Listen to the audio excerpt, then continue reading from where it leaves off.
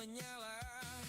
Tak peduli jarak dan waktu, kita bernyanyi satu lagu untuk semangat yang menyala, untuk dunia yang bersuara. RRI bersuara, Piala Dunia, Piala Dunia untuk semua. Satu gol, satu doa menggema ke seluruh Indonesia. RRI menyapa, satukan asa dari desa sampai kota. Di udara kita bersama, sepak bola dan cinta merdeka.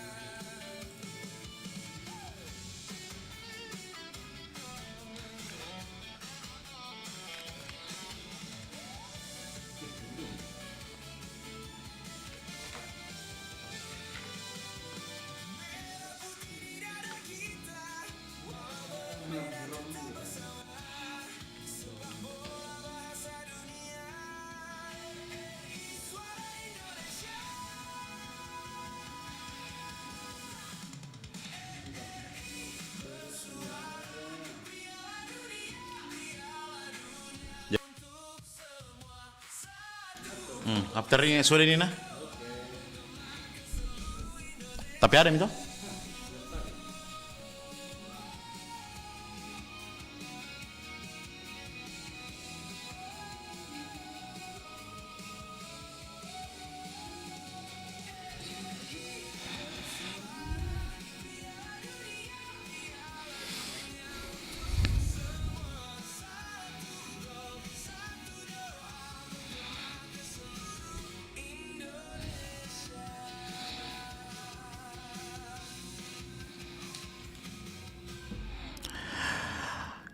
Assalamualaikum warahmatullahi wabarakatuh. Pendengar, salam jumpa kembali di program siaran apresiasi budaya lokal. Dan tentunya kami bekerja sama dengan Ikatan Dai Muda Indonesia. Dan sudah ada Ustadz Wahyudi Syahri.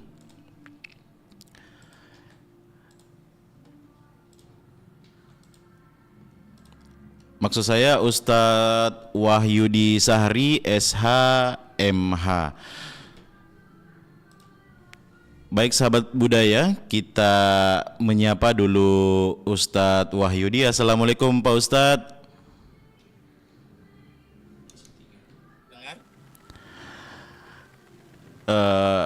Izin Pak Ustadz bisa memberikan sedikit pengantar tentang tema kita kali ini? Baik, bismillahirrahmanirrahim. Assalamualaikum warahmatullahi wabarakatuh. Alhamdulillahi wa kafa.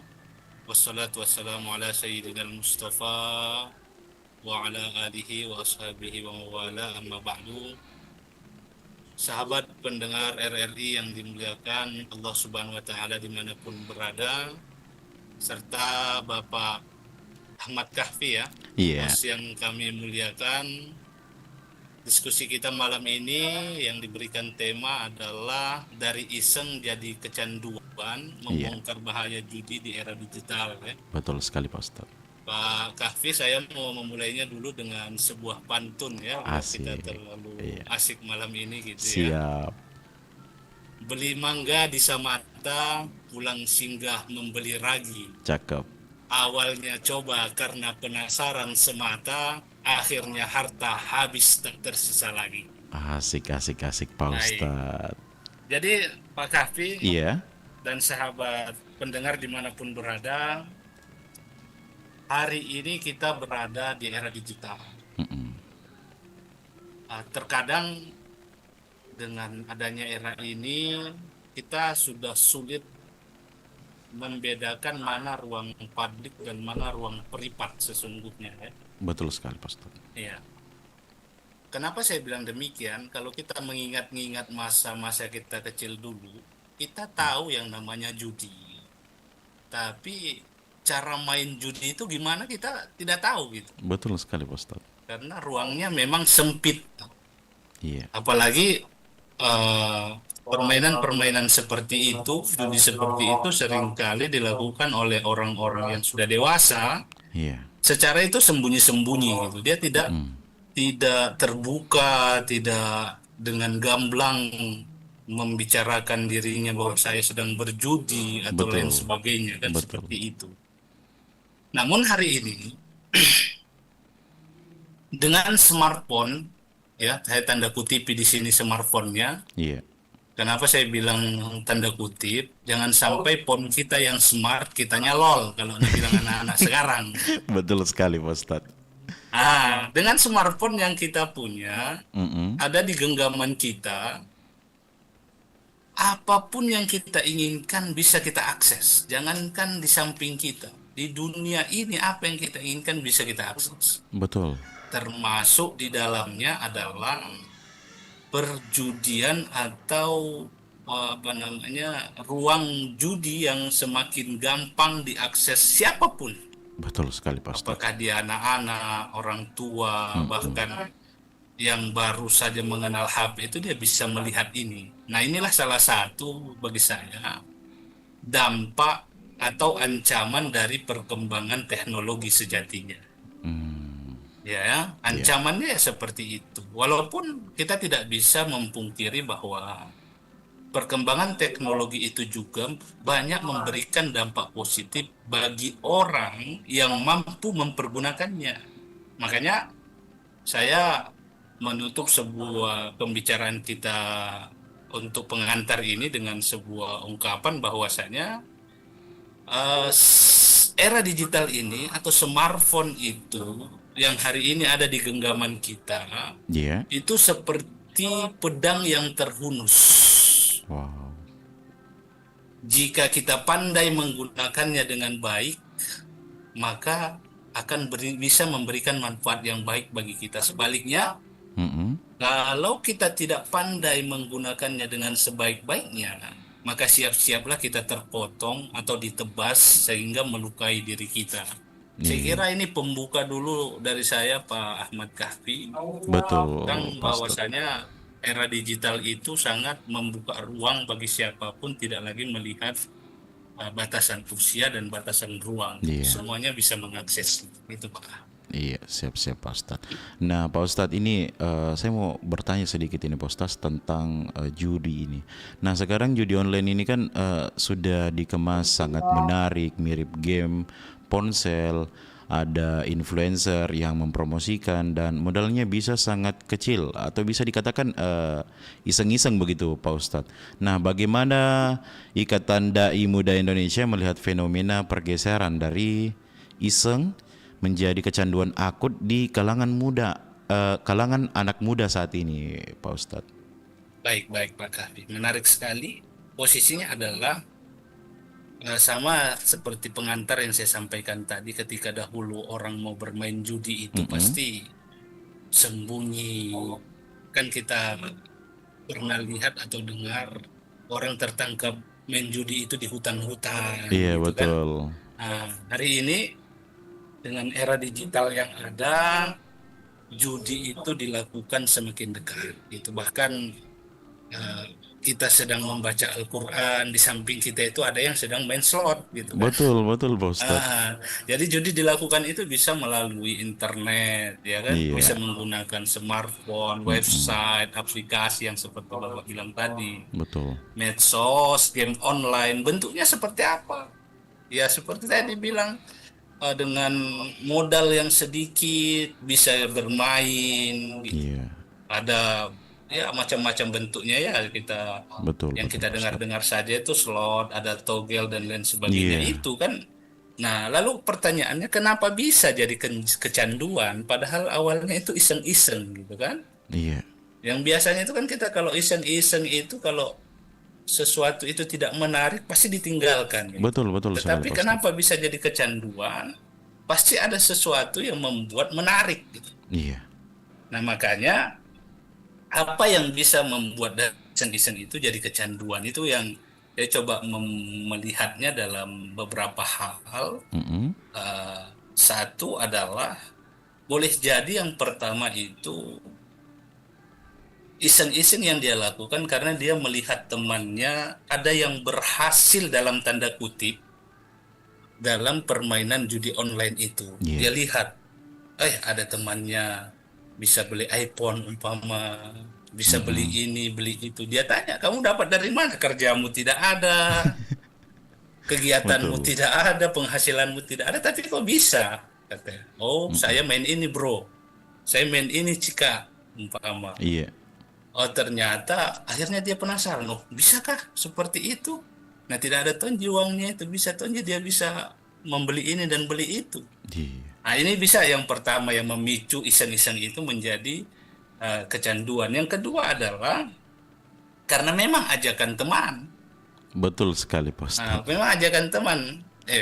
Masa ngumpul kok baru ndak ikut ke sama kita sini main selalu kok. Nah, inilah yang Betul. disebutkan Allah Subhanahu wa taala di dalam Al-Qur'an alladzi waswisu fi sudurin nas, yang memberikan bisikan atau waswas dalam hati manusia itu kan bukan disebutkan dalam Al-Qur'an, itu ada dua yang membisikkan, yang minal jinnati wan nas, dari Iya. golongan jin dan Iya. golongan manusia. Nah, manusia inilah teman tadi yang mencoba untuk mempengaruhi dia. Akhirnya coba deh, apalagi kalau dimodali awalnya sama temannya. Wah, itu yang parah sih Hai, Ustadz. anu kok gua belikan ki anu tak cipta, main ki yang penting main ki sama umpama begitu kan. Iya. Akhirnya dari iseng itu menjadi kecanduannya. Selanjutnya ada juga saya melihatnya itu ada dari dampak iklan di sosial media. Betul sekali Ustadz. Kadang itu Pak Kahfi ya, kadang itu kalau kita sedang main game, apakah itu yang game-game ular-ular kah, yang Iya. online-online itu kan, Betul. tiba-tiba itu di tengah perjalanan kita main game muncul iklan. Ah, Muncul iklan yang itu iklannya mengarahkan kita untuk mendownload aplikasi itu yang pada intinya adalah judi-judi seperti begitu. iya betul sekali Pak Ustadz. Apalagi kita sedang mencari apa namanya tontonan bola gitu, ada pertandingan yang sedang kita sukai, biar bagaimanapun semua orang saya kira mensukai bola gitu Iya kan. betul Pak Ustadz. Kadang kita tidak sempat menontonnya di televisi, akhirnya kita buka Facebook kita buka medsos kita cari link pertandingan ini dengan ini yang kita sedang cari Iya. itu. Malah dalam pertandingan itu yang muncul link-link judi online, Iya. judi bola, dan lain sebagainya.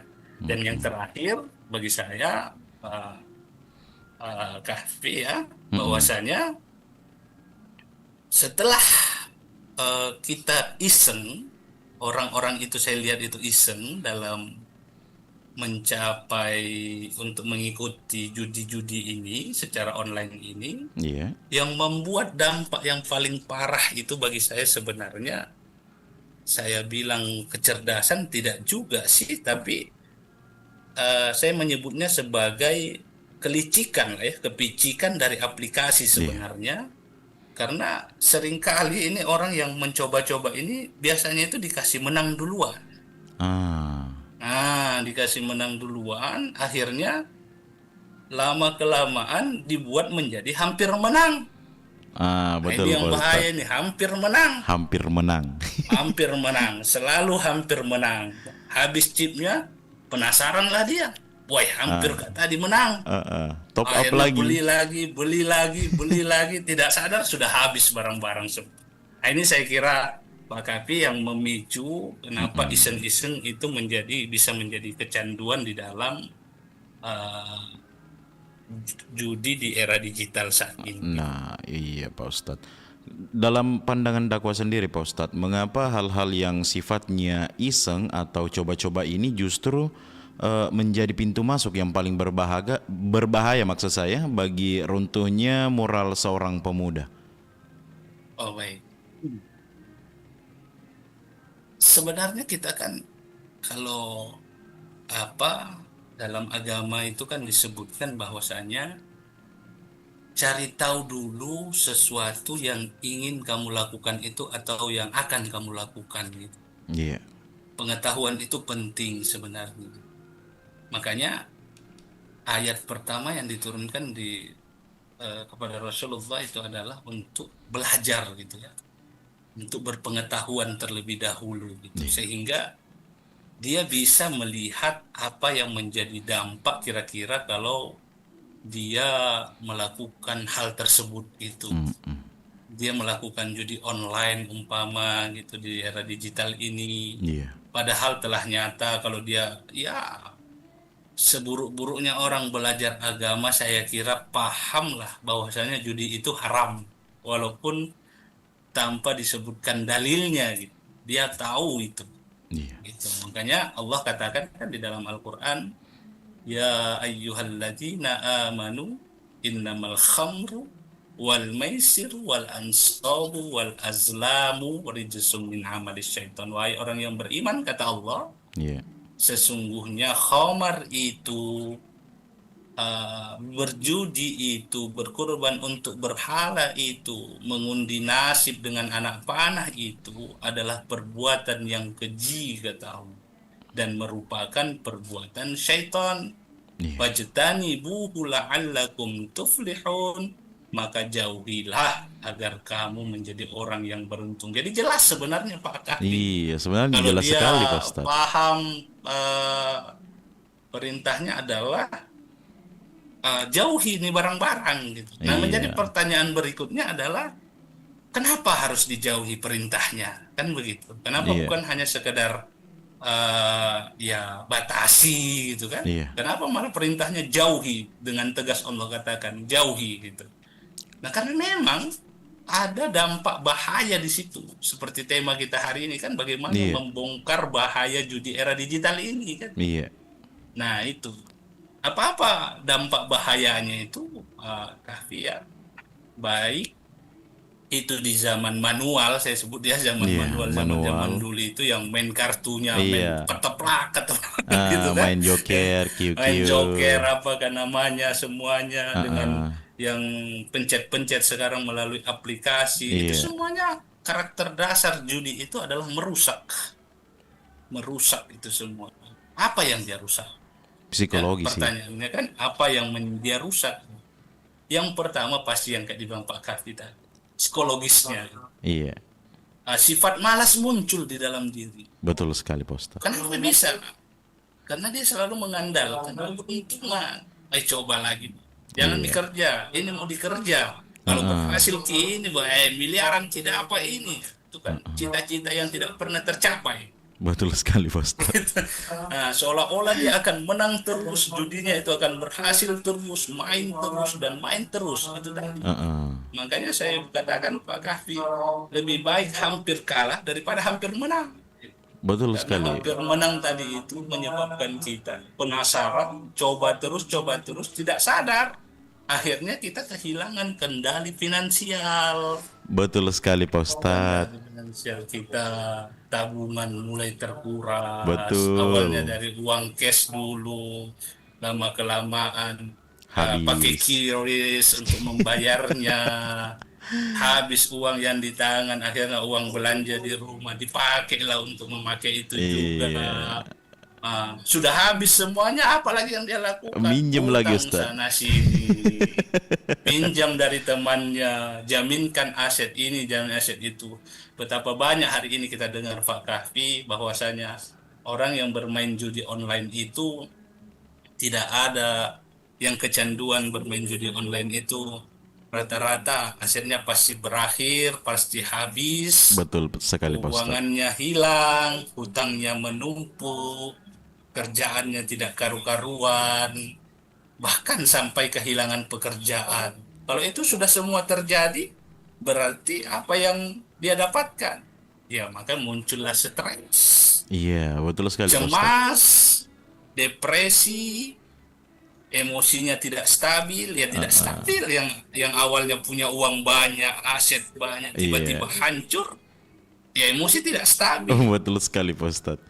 Apa dampaknya bagi keluarga, Pak Kapi? Itu berdampak sekali bagi keluarga. Betul. Pertama adalah karena emosinya tadi tidak stabil, sehingga ya sukalah memukuli keluarga, Iya. anaklah dipukuli, istrilah dipukuli. Bahkan miris sekali kita kadang membaca berita seorang anak tega memukuli Orang tuanya. ibunya atau orang tuanya, bahkan membunuh orang tuanya karena dia meminta uang untuk membeli slot begitu umpama atau chips umpama dan lain sebagainya. Penyebab dampak yang berikutnya adalah karena uangnya ini umpama uang belanja tadi yang harusnya dipakai istri untuk belanja rumah tangga Iya. habis, Habis dipakai main jadinya judi. pertengkaran di rumah tangga selalu terjadi. Betul sekali Betapa Pak Ustadz. banyak perceraian terjadi yang disebabkan oleh salah satu atau kedua-duanya. Saya tidak sebut suami saja. Iya. Jangan sampai dianggap laki-laki saja ini yang mencit. Nah, semuanya ini bisa kena. Mau Betul, Pak laki, Ustadz. mau perempuan, mau suami, mau istri, dua-duanya bisa kena menjadi Iya. kecanduan judi online itu. Makanya saya katakan dengan sebuah pantun Pak Kahfi lagi. Iya, boleh Pak Burung Ustadz, boleh. jampar terbang ke pantai, Asik. hinggap sebentar di pohon kelapa. Cakep. Judi online tampak mudah dan santai, nyatanya membawa sengsara bagi keluarga. Cakep. Asik, Itu, asik Pak Pak Kahfi. Ustadz. Nah, kemudian ini Pak Ustadz, ini judi digital seringkali memberi kemenangan manis di awal untuk memancing korban. Nah, bagaimana Islam memandang tipu daya atau ilusi kesenangan semu seperti ini? Jadi kan jelas sebenarnya kalau kita lihat atau menggali kembali ajaran-ajaran agama kita bahwasanya wamal hayatud dunya illa la'ibun wa lahwun, disebutkan di situ kehidupan dunia ini hanya permainan-permainan yang ada di dalamnya. Jadi dengan adanya era digital yang hari ini kita rasakan, Iya. kita nikmati ya, kita nikmati dengan baik, bahwasanya itu bisa menyebabkan kita jauh sebenarnya dari ajaran agama kita, menyebabkan apa ya, kesenangan-kesenangan semu, menyebabkan cita-cita yang tidak akan mungkin bagi saya tercapai. Iya. Memang dia judi itu selalu menjanjikan keuntungan cepat, tetapi sesungguhnya judi jugalah yang meninggalkan kerugian yang panjang. Betul sekali Pak Ustadz. Tapi Iya Pak Ustadz. Tentunya saya saya katakan kesuksesan sejati itu Pak Kahfi bukan Iya. dibangun harus dibangun dengan usaha, bukan dari taruhan. betul sekali Pak Ustadz. Karena saya pernah merasakan Pak Ustadz, karena saya ini korban sebenarnya, mantan korban sebenarnya Pak Ustadz. Mantan korban. Iya, makanya saya itu tahu psikologinya bagaimana, kepercayaan dengan keluarganya rusak, Betul. terus apa ya, kondisi finansialnya ini hancur, utang sana sini. Saya pernah mengalaminya Pak Ustadz. Alhamdulillah sekarang sudah perlahan membangun kembali lah Pak Ustadz.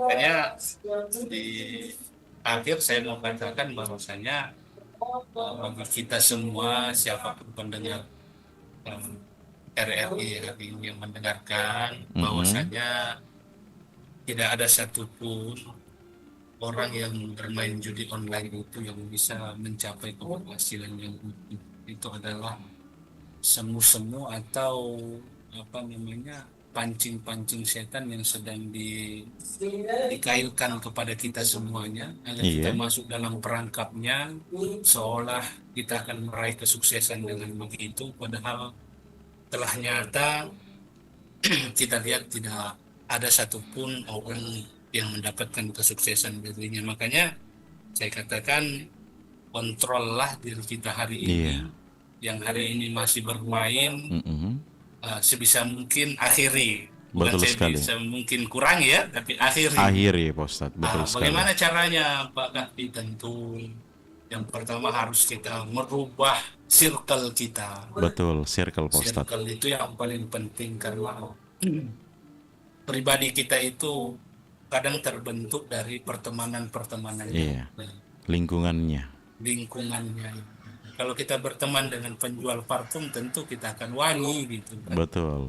Nah, kalau kita berteman dengan yang buruk, pasti akan keburukan pula yang datang kepada kita. Nah, itu Pak Kahfi. Iya. Baik sahabat budaya, jangan kemana-mana karena sesaat lagi kami akan kembali lagi dengan Pak Ustadz Wahyudi membahas tentang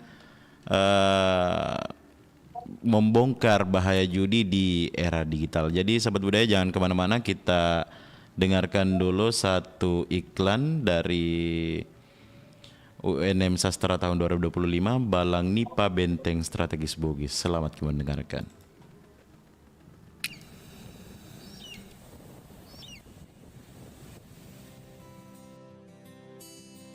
Di jantung kota Sinjai, berdiri sebuah peninggalan abad ke-16 yang menyimpan kisah panjang perjuangan. Namanya Benteng Balang Nipa. Benteng ini dibangun oleh Kerajaan Telu Limpoe sebagai pusat pertahanan melawan penjajah. Batu kapur dan padas disusun kokoh, menjadikannya benteng yang kuat menghadapi gempuran serangan laut.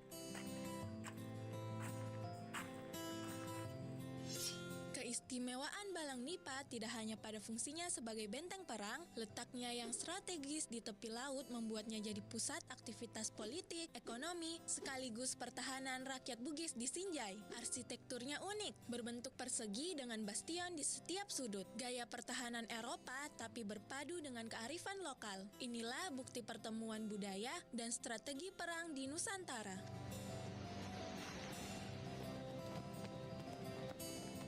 Hari ini Benteng Balang Nipa bukan lagi arena peperangan. Ia menjadi ruang wisata sejarah, tempat belajar, sekaligus ikon budaya yang memperlihatkan kebesaran Bugis melawan penjajahan. Berjalan di dalamnya, kita tidak hanya melihat dinding batu tua, tapi juga merasakan denyut sejarah yang membentuk identitas Sulawesi Selatan.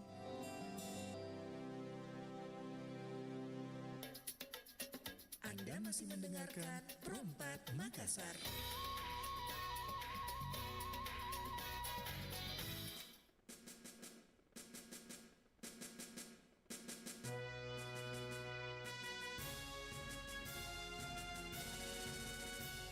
Banyak dari kita yang sudah mengenal lambang negara Indonesia, Garuda, Pancasila.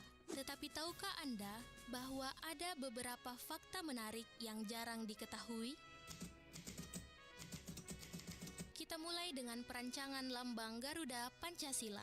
Tahukah Anda bahwa lambang negara Indonesia dirancang oleh seorang perwira KNIL sekaligus Sultan Pontianak dan Menteri Zonder Portofolio bernama Sultan Hamid II? Ia adalah sosok yang berperan penting dalam pemilihan lambang negara ini. Proses pemilihan rancangan lambang negara berlangsung pada tahun 1950 oleh Panitia Lencana Negara. Setelah terpilih, Garuda Pancasila mengalami beberapa penyempurnaan oleh Presiden Soekarno, seperti mengganti warna pita yang dicengkram Garuda, penambahan jambul, serta posisi cakar yang semula di belakang menjadi di depan pita. Sebelum Garuda Pancasila disahkan, selama hampir 5 tahun setelah proklamasi, Indonesia belum memiliki lambang negara resmi. Setelah kita merdeka, baru pada tahun 1949, Sultan Hamid II diberi tugas untuk membuat rencana lambang negara. Akhirnya, lambang ini disahkan pada tanggal 11 Februari 1950 dalam sidang Kabinet Republik Indonesia Serikat.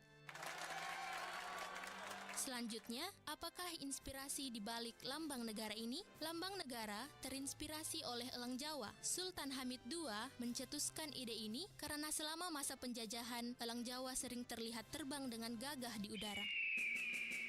Keberanian elang Jawa menjadi simbol yang tepat untuk menggambarkan semangat perjuangan bangsa Indonesia. Menariknya, elang Jawa sendiri ditetapkan sebagai burung nasional Indonesia pada tahun 1993 karena kelangkaan dan kemiripannya dengan burung Garuda. Garuda Pancasila tidak hanya sebagai lambang negara, tetapi juga mengandung nilai-nilai dasar yang menjadi pondasi bangsa kita.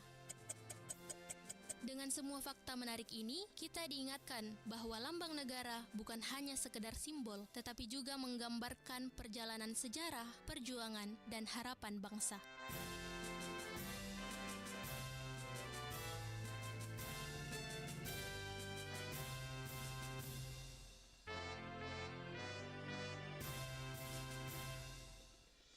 Radio Republik Indonesia dan Pusaka Indonesia mempersembahkan Gita Fest 2026, kompetisi menyanyi lagu kebangsaan tingkat nasional. Syaratnya simple, WNI usia 16-25 tahun, Punya identitas diri yang sah untuk wanita tidak sedang hamil. Memiliki BPJS atau asuransi kesehatan saat grand final.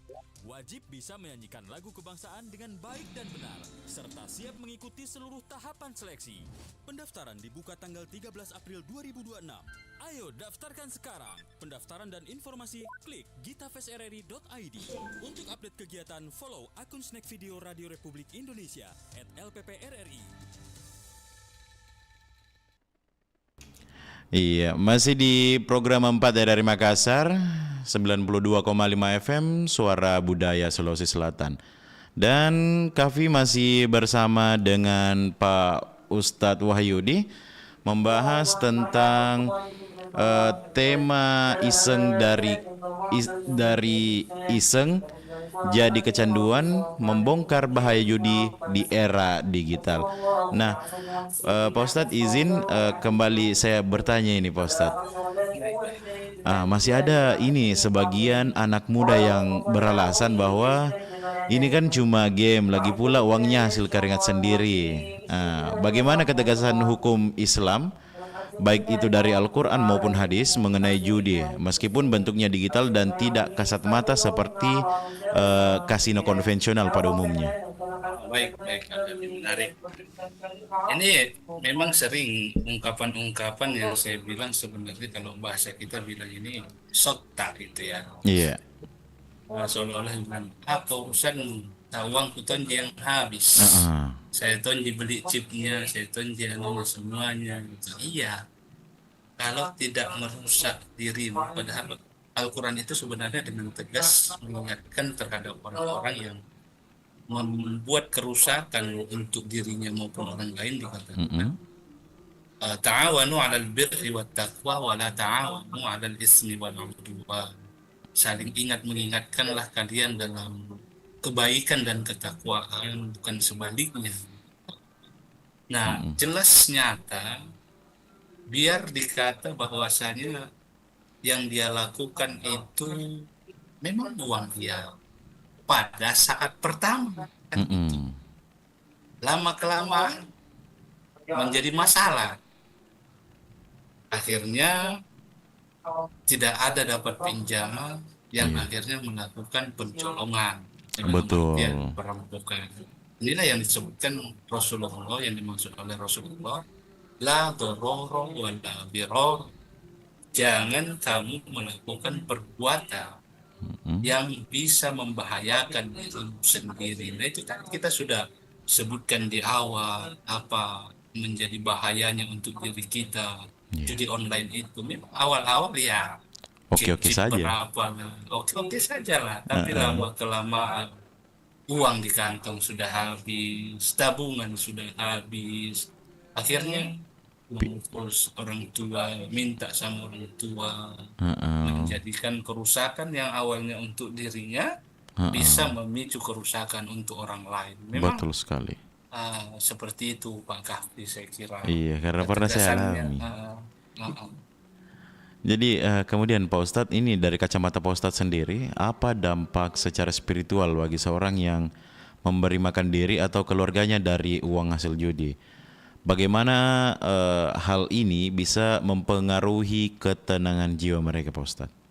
Baik, itu menarik sekali Pak Kahfi ya, bahwa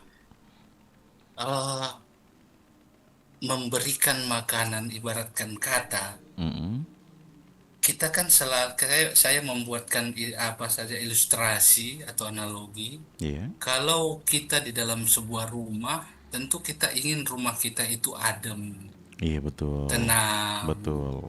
Ada kipas, kita mau tambahkan AC, ada AC, kita bagaimana caranya agar rumah kita itu damai, tenang, tentram. Nah, itu semua bisa terjadi kalau hatinya damai juga. Iya. Makanya sebelum sampai ke ujung cerita ini, saya mengantarkannya seperti ini. Suatu dalam sebuah kisah ini disebutkan, ada seorang yang fakir begitu ya, orang yang fakir, dia tidak punya apa-apa, rumahnya sempit, anaknya banyak. Iya, 4 anaknya, suami istri 2, 6 di ukuran rumah 4 kali 4 itu saya kira sempit sekali. Gitu. betul sekali Pak Ustadz. Sempit. Kemudian dia menghadaplah kepada seorang ulama, dia katakan, kiai umpama itulah kalau bahasa kita. Wang, saya minta nasihat kita. Saya ini orang yang fakir, mohon didoakan, minta ke arahanta seperti apa. Akhirnya, apa yang dilakukan oleh seorang kiai ini, dia bilang, ini ada seekor ayam atau beberapa ekor ayam, kau bawa ke rumahmu, tetapi nginap bersama dengan kalian di dalam rumah. Iya, Kemudian besoknya lagi, bagaimana? Dibilang sama kiai. Oh kiai, saya mulai sempit ini kiai, ada ayam. Oh ya, besok tambahi bebek, besok tambahi kambing, besok tambahi sapi. Akhirnya full rumahnya. Terus dibilang sama kiai, bagaimana? Wah, sempit sekali nih kiai. Oke, kalau begitu besok keluarkan itu sapi, keluarkan itu ayam, keluarkan itu kambing, keluarkan itu bebek. iya, Ditanya lagi, bagaimana kondisi rumahmu saat ini? Alhamdulillah, rumahku sudah lebih tenang Kiai, lebih enak kami nikmati Kiai sekarang. Padahal begitu-gitu saja rumahnya. iya betul Pak Ustadz. Karena suasana hati yang dibangun, damai yang awalnya gelisah, kurang dan semuanya, Iya, akhirnya ada kerasa kesyukuran di dalamnya itu. Nah, pertanyaannya berikutnya, bagaimana menciptakan hati yang damai itu?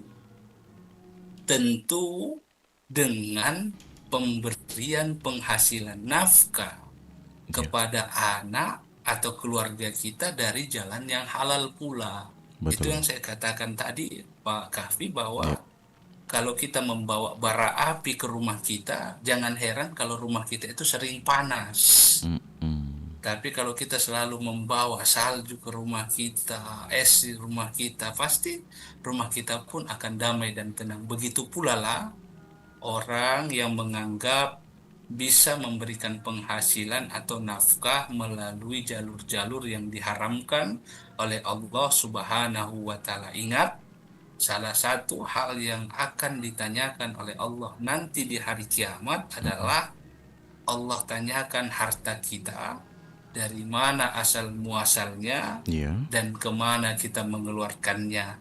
Boleh jadi harta kita dapatkan dari jalan yang baik, iya, tapi pengeluarannya tidak tempat yang baik. Boleh jadi harta itu kita dapatkan tidak jalan yang baik, contoh judi online tadi. betul sekali Pak Ustadz. Seolah-olah kita memberikan kewajiban, bahwasanya mewajibkan diri kita memberikan nafkah kepada anak kita. Maka jangan heran kalau anak kita itu juga nanti akan menjadi api yang saya analogikan tadi, bahwa akan terus membangkang, bisa jadi akan membuat kerusakan bagi teman-temannya dan sekelilingnya. Seringkali kita selalu bertanya, kenapa ini anak nakal? Dia tidak sadar ternyata penyebab nakalnya anaknya itu dari dirinya. Karena hartanya dia bawa masuk ke rumahnya melalui jalan-jalan yang haram tadi, Pak. Nah kemudian ini Pak Ustadz, kalau kita lihat kan zaman sekarang itu anak muda biasanya kalau diceramahi itu atau dikasihkan nasihat merasa dihakimi nih Pak Ustadz. Nah, Betul. bagaimana pendekatan atau metode dakwah yang diterapkan Ikatan Dai Muda Indonesia agar pesan bahaya judi ini bisa diterima dan masuk ke hati mereka Pak Ustadz? Baik-baik. Tantangan kita di generasi sekarang itu kan, tapi kondisinya adalah semangatnya tinggi tapi mentalnya lembek. Betul Kan sekali gitu. Pak Ustadz. Semangatnya ada aja tapi mentalnya ya itu bagi sebagian gitu. Lalu Iya, bagaimana Ikatan Dai Muda Indonesia ini melakukan pendekatan-pendekatan dakwah yang kekinian terhadap anak muda yang ada. Makanya ada platform-platform yang harus kita dekati gitu. iya, Apa yang hari ini anak muda kita hari ini, atau bahkan janganlah anak muda. Ya, kita Pak Kahfi juga sama saya kan enggak terlalu tua-tua amat juga kan. Betul, Masih betul. anak muda kita ini. Kalau kita melihat tayangan Instagram begitu kan, paling lama itu 1 menit itu sudah kita skip itu betul. bareng-bareng. Makanya penting kiranya bagi para mubalik saya sebut atau para dai-dai ini khususnya kami di Ikatan Dai Muda itu Iya. memberikan platform-platform atau pendekatan-pendekatan satu karena mereka hari ini masih sering memegang gadgetnya siapapun, bahkan bangun tidur kita yang dicari itu pertama pasti gadget kita, Iya. smartphone kita. Nah, itu yang sering muncul. Sebisa mungkin bagaimana tayangan-tayangan yang memberikan edukasi tidak panjang tetapi mengena bagi mereka. Itu yang Ah, sedang kita bina di Ikatan Dai Muda Indonesia. Kemudian Pak Kavi, iya. ada program-program yang dilaksanakan oleh Ikatan Dai Muda untuk pendekatannya kepada para anak muda ini, karena anak muda-muda ini kan paling sulit sudah diceramahi. Apa kalau kita diceramahi, nah ceramahi balik Jiki. Iya. Nah, bilangi Jiki macam-macam dan lain sebagainya. Akhir makanya yang harus kita lakukan adalah kita pahami bagaimana kondisi mental mereka, anak muda kita hari ini, Iya. agar tetap tersentuh dengan nilai-nilai agama yang ada. Begitu Pak Kapi. Mm-mm. Nah, kemudian ini Pak Ustadz, jika ada sahabat budaya atau mungkin jamaah yang datang ke Ikatan Dai Muda Indonesia dan mengaku bahwa Pak Ustadz, saya kecanduan judol, utang saya menumpuk nih, saya ingin tobat tapi bingung mulai dari mana. Nah, langkah pertama yang Ustadz biasa sarankan kepada mereka apa ini Pak Ustadz, kalau boleh tahu nih? Baik-baik. Bagi mereka yang apalah ya mau tobat gitu ya. Iya, mau tobat Pak Ustadz. Posisinya tentu yang pertama kita sampaikan bahwasanya kamu melakukan penobatan ini atau bertobat ini harus dengan benar-benar kesungguhan hati. Iya. Jangan sampai ada keinginan pasti, tetapi jangan sampai ditindaki lagi keinginan itu menjadi sebuah aksi nyata berikutnya. Gitu. Iya. Makanya untuk agar tidak terjadi lagi keinginannya itu diwujudkan dalam bentuk nyatanya kembali dalam pertobatannya ini, maka kita tentunya perlu sering-sering mendampingi dia. Mendampingi kan bukan berarti kita harus standby 24 jam bersama dia. Betul sekali Pak Ustadz. Di mana Dek? Di mana Kak? Atau di mana Pak? Oh di sini Iya. Pak Ustadz. Oh sudah ayo kita ngopi yuk di sini, kebetulan teman-teman dai lagi ngumpul. Wah. Kita ngumpul di sini yuk, bicara-bicara, ngobrol ngalur ngidul. Ya tak masalah, nggak masalah. Dia bicara apa pengalamannya dan lain sebagainya. Ya. Pelan-pelan kita masuk, pelan-pelan kita masuk. Saya kira orang seburuk apapun, kalau tetesan air itu pelan-pelan kita siramkan, pasti batu yang keras sekalipun akan bisa hancur. Betul Tapi sekali. kalau kita mendekati dia dengan cara ekspansi ya, seolah-olah kamu harus seperti ini, ingat akan muncul perlawanan di dalam dirinya, gitu kan? Betul sekali Pak Kalau Ustadz. sudah dia mau melakukan pertobatan seperti itu dengan penghakiman yang ada, oh sudah pasti di masa yang akan datang dia sudah tidak percaya lagi sama Ustaz. Betul Pak Ustadz. Kemudian ini Pak Ustadz, kita sudah berada di penghujung nih. Nah, Iya. masa muda penuh dengan energi. Pak Ustadz, menurut Anda apa aktivitas positif atau baik secara spiritual maupun muamalah atau ekonomi yang bisa menjadi pengalih utama agar jempol anak muda ini tidak lagi membuka situs judi nih Pak Ustadz? Baik. Yang pertama pasti pemicu yang saya sebutkan tadi, awalnya karena ada iklan-iklan yang muncul atau apa segala macam yang muncul. Maka sebisa mungkin ini dulu yang pertama, harus kalau bisa itu disebutnya itu diblokir lah dia. Agar kan ini kan kalau di dalam digital itu semakin sering kita mengakses itu dia akan sering muncul kan. Betul sekali Pak Ustadz. Makanya lebih seringlah kita mengakses hal-hal yang positif gitu. Iya. Apalagi kan model penceramah siapa yang hari ini kita tidak bisa dapat. Iya, betul Pak Ustadz. Kalau bahasa seorang kiai itu katanya santri sekarang itu adalah santri yang tidak perlu mondok. Tapi itu pun perlu penjabaran yang lebih jelas sesungguhnya. Betul, Pak Ustadz. Kenapa? Karena dimanapun kita hari ini, mau model Ustadz bagaimana? Mau yang tegas, mau yang lembut, mau yang setengah lembut, kita bisa lihat. Itu yang pertama. Tentu melalui dari HP kita itu dulu gitu. Nah, yang kedua pastinya melalui hubungan kita sesama manusia, maka carilah lingkungan-lingkungan yang sehat. Lingkungan. Oh Ustadz, saya sudah baik nih. Saya ingin membawa teman-teman saya baik, makanya saya bergaul sama mereka. Ini kadang yang terjadi bukan dia yang mempengaruhi, malah dia yang terpengaruh. Nah, makanya jangan sendirian gitu kan. Jangan sendirian menghadapi hal-hal yang seperti itu. Ajak mereka dalam circle yang baik. Kalau di lingkungan masjid kan ada remaja masjid. Hari ini juga remaja masjid kan tidak monoton saja harus dalam kegiatan-kegiatan yang ya bisa dibilanglah kegiatan kolot bagi orang tua, kan bisa didesain dengan cara-cara yang menarik ala kekinian dan lain sebagainya. Betul sekali, Pak Begitu Pak Kapi. Izin Pak Kapi, kalau memang ini sudah penutup, Ini saya mau masih ada. satu terakhir ini Pak Ustadz. Baik. Sebagai closing statement nih Pak Ustadz. Oh, baik. Apa pesan kuat yang ingin Ustadz sampaikan kepada para pemuda? Jangan pemuda saja ya Pak Ustadz ya. Tentunya juga orang-orang tua juga ini banyak yang menjadi korban. Yang mungkin hingga hari ini masih iseng bermain, atau bagi mereka yang sedang berjuang keras untuk sembuh dari kecanduan judi digital ini. Baik.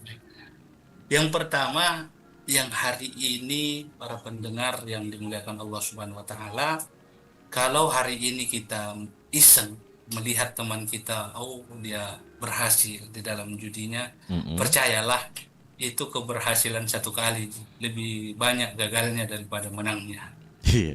Yang kedua, orang yang saat ini terjerembab lah saya sebutnya, bukan dia terjerembab di dalam judi online ini, hanya dirimu yang bisa memahami bahwasanya hal tersebut tidak baik dan akan menyebabkan kerusakan untuk dirimu dan orang-orang yang ada di sekitarmu. Apatah lagi sudah menikah, sudah berkeluarga, sudah punya anak, sudah pasti anak-anak kita akan terbengkalai karena perilaku kita yang tidak sehat itu, dan lain sebagainya. Dan yang hari ini mulai tampak penyesalan-penyesalan di dalam dirinya, yang mulai